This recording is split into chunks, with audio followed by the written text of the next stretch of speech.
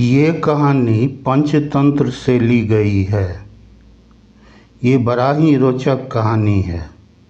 राजा पिंगलक, मंत्री पुत्र दमनक व कर्टक और संजीवक बैल की कथा। यह बहुत ही रोचक कथा है जिसमें बताया गया है कि मित्रों में विभेद कर स्वार्थी चाहे कोई भी हो अपना कार्य सिद्ध कर लेते हैं। दक्षिण दिशा में सुवर्णवती नाम की एक नगरी थी। वहाँ पर वर्धमान नाम का एक धनी सेठ रहता था।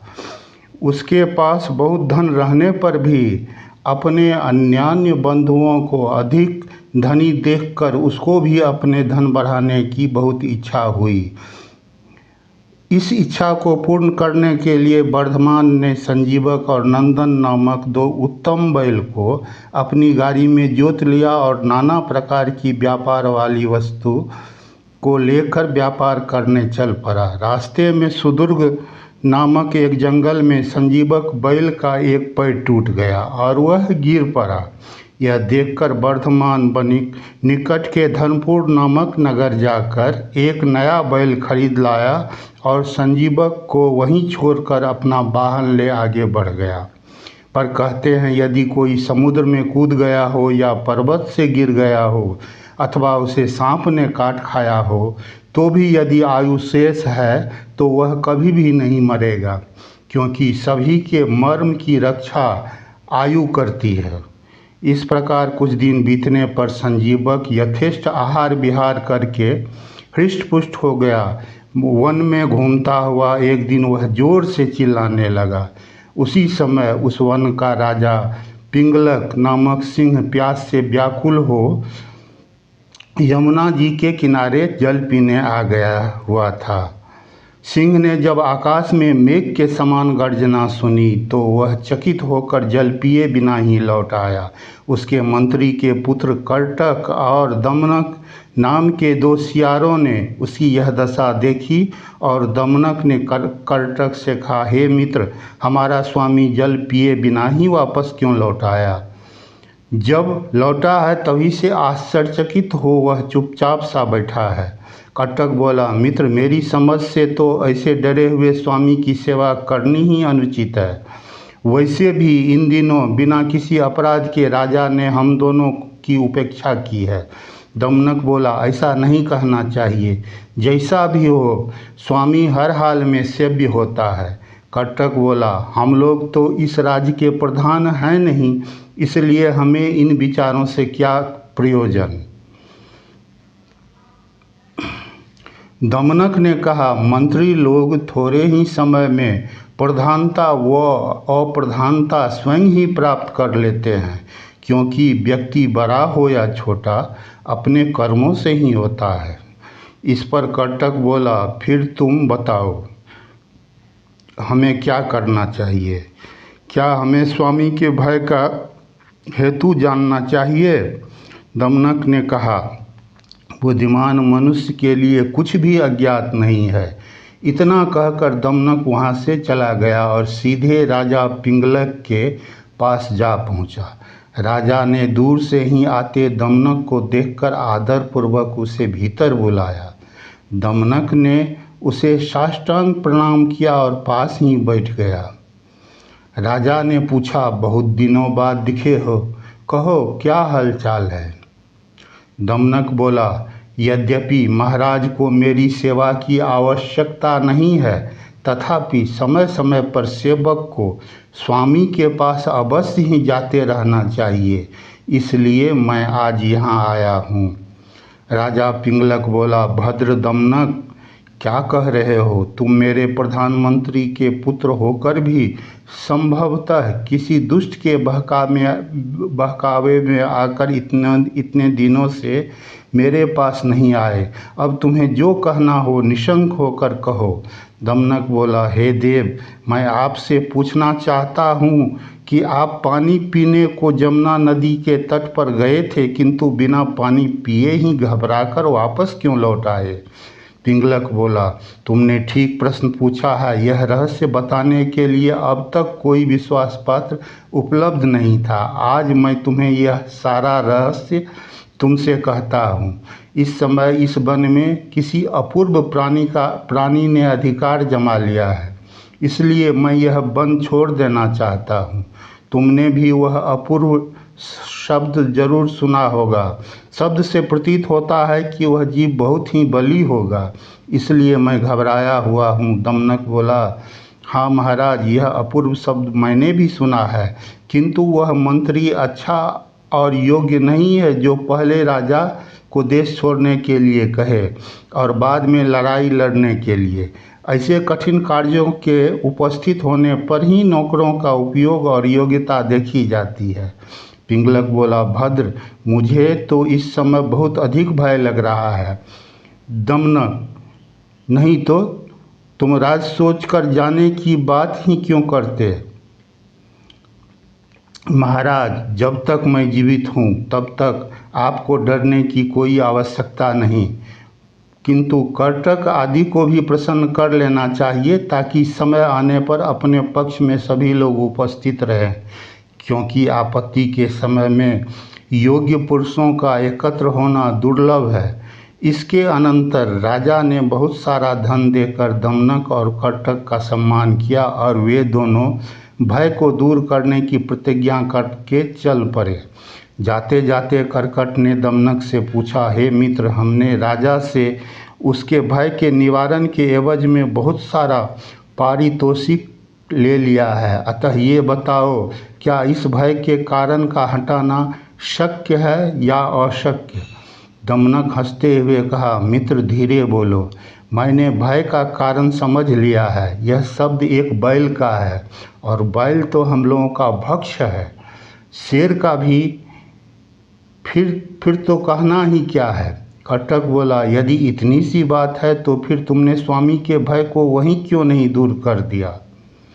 दमनक ने कहा, यदि हम स्वामी का भय वहीं दूर कर देते तो यह महान पारितोषिक कैसे मिलता? भृत्यों को चाहिए कि वे अपने स्वामी को सर्वथा निरपेक्ष ना करें। इसके अनंतर दमनक और कर्टक जंगल में संजीवक बैल के पास पहुंच गए। संजीवक के पास पहुंचने से पहले कर्टक बड़े आडंबर के साथ एक वृक्ष के नीचे सेनापति बनकर बैठ गया और दमनक संजीवक के पास जाकर बोला, अरे बैल, राजा पिंगलक के द्वारा इस वन की रक्षा के लिए जिसको नियुक्त किया गया है वे सेनापति कर्टक तुमको बुलाते हैं, या उनके पास चलो या फिर इस शीघ्र ही जंगल को छोड़कर कहीं और चले जाओ। यह सुनकर संजीवक बैल सेनापति बने कर्टक के पास गया और साष्टांग प्रणाम करते हुए डरते हुए कहा, हे सेनापते, कहिए मैं क्या करूं, मेरे लिए क्या आज्ञा है? कर्टक बोला, हे बैल, यदि इस वन में तुम्हारी रहने की इच्छा है तो चलकर मेरे राजा के चरणों में प्रणाम करो। संजीवक बोला, यदि आप अभय दान दे दें तो मैं अवश्य ही चलता हूँ। कर्टक ने कहा, तुम यह मत सोचो कि राजा तुम्हें मार देंगे, क्योंकि बड़े लोग बड़ों के ही ऊपर अपना पराक्रम दिखाते हैं, अपने पैरों पर गिरे क्षुद्र जीवों पर नहीं, अतः तुम निश्चिंत होकर चलो। ऐसा कहकर कर्टक दमनक और संजीवक के साथ राजा पिंगलक के कुछ पास जा पहुंचा। संजीवक को कुछ दूर बैठाकर वे दोनों पिंगलक के पास गए। राजा बड़े आदर के साथ दोनों को देखा और उन दोनों ने भी राजा को प्रणाम किया और पास बैठ गए।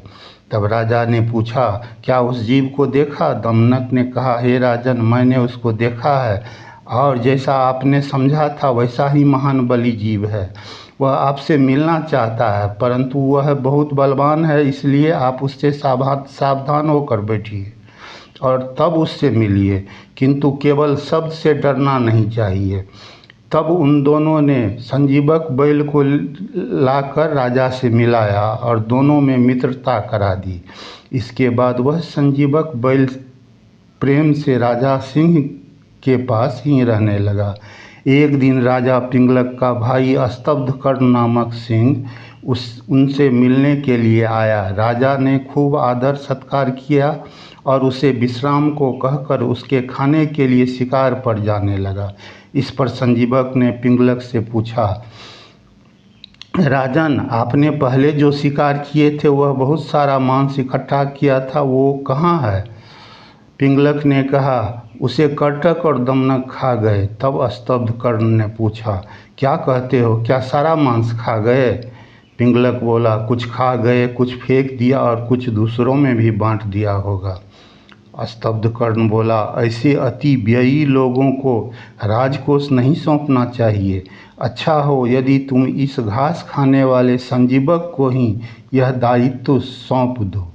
पिंगलक ने भाई की बात मानते हुए राजकोष की रक्षा का दायित्व संजीवक बैल को सौंप दिया।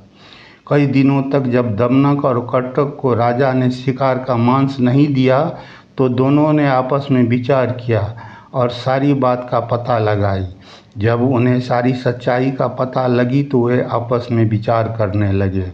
तब दमनक बोला, इसमें अधिक विचारने की क्या आवश्यकता? मैंने ही इन दोनों में मित्रता कराई थी, मैं ही इन दोनों में पुनः शत्रुता करा देता हूँ। कर्टक बोला, जाओ, तुम्हारा मार्ग सुखदायी हो। इसके बाद दमनक राजा पिंगलक के पास जाकर प्रणाम करके बोला, हे देव, मैं किसी अति आवश्यक और भयंकर कार्य को समझकर आपको सावधान करने आया हूँ। पिंगलक ने आदर से बैठाते हुए पूछा, कहो क्या बात है? दमनक ने कहा, महाराज, यह संजीवक बैल आपसे बैर बुद्धि रखता है। यह आपके दिए हुए अधिकार से उच्छृंखल हो गया है और स्वयं को राजा समझने लगा है। पिंगलक बोला, मुझे तो ऐसा नहीं लगता। वह मेरी हर आज्ञा मानता है। मैं कैसे विश्वास कर लूं कि वह मुझ में वैर बुद्धि रखता है? तब दमनक ने बहुत सारी बातें बनाकर संजीवक के विरुद्ध सिंह के खूब कान भरे। यद्यपि पिंगलक को संजीवक पर बहुत अधिक विश्वास था, किंतु उसने परीक्षा करने की सोची। तब पिंगलक ने दमनक से पूछा, तो कहो क्या किया जाए? क्या संजीवक को राजकोष की रक्षा की दायित्व से मुक्त कर दिया जाए? दमनक बोला, नहीं महाराज, इससे तो वह और सचेष्ट हो जाएगा। उसके पास दमनक की सही बात आप कभी नहीं जान पाएंगे। पिंगलक ने पूछा, तो फिर कैसे पता किया जाए कि वह मुझसे द्वेष रखता है? दमनक ने कहा, महाराज, जब वो आपको देखकर सिंह नीचे करके आगे बढ़े तो समझ जाइएगा। शेर को इतना समझाकर दमनक सीधे संजीवक के पास जा पहुंचा और उससे डरते हुए सा स्वरूप बनाकर बोला, मित्र संजीवक, तुमसे कुछ कहना चाहता हूँ, पर यदि कहता हूँ तो राजा का विश्वास तोड़ता हूँ, यदि नहीं कहता हूँ तो मित्र का अनिष्ट होगा। इसलिए बड़े असमंजस में हूँ कि बताऊँ या नहीं। संजीवक ने आग्रहपूर्वक कहा, मित्र बताओ तो सही, क्या बात है? दमनक ने कहा, मित्र, राजा पिंगलक तुमको मारना चाहता है। आज ही मैंने अपने कानों से सुना है। इस पर संजीवक बोला, लेकिन महाराज, तुम मुझसे बड़ा स्नेह रखते हैं, तुमसे अवश्य ही कोई भूल हुई है।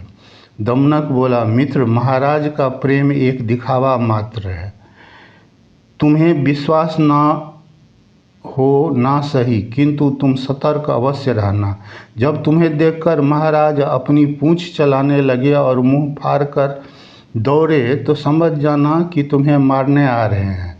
ऐसा कहकर दमनक पुनः राजा पिंगलक के पास जाकर बोला, महाराज, वह बैल इधर ही आपको मारने के लिए आ रहा है।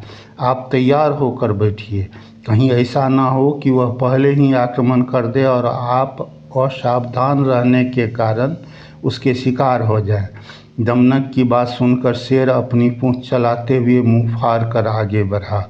उधर बैल ने उस अपनी ओर मुंह फाड़े आता देखा तो वह भी सिंह नीचे किए शेर पर झपटा। एक दूसरे पर हमले के भ्रम में दोनों ने सच में एक दूसरे पर हमला कर दिया। देखते ही देखते दोनों में भयंकर युद्ध शुरू हुआ। कुछ ही देर में शेर ने बैल को मार डाला। बैल को मारकर शेर बहुत दुखी हुआ और दमनक व कर्टक दोनों मन ही मन बड़े प्रसन्न हुए। दमनक शेर के पास जाकर बोला, महाराज, आप बड़े निगूढ़ शत्रु को मारकर प्रसन्न होने की जगह दुखी हैं। और वह फिर विविध प्रकार से ढाढ़स बंधाकर उन दोनों ने शेर को वापस प्रसन्न कर लिया। इस तरह अपनी बुद्धि के बल से दमनक और कर्तक राजा का विश्वास पात्र होकर सुख से जीवन बिताने लगा। तो कहानी समाप्त हुई।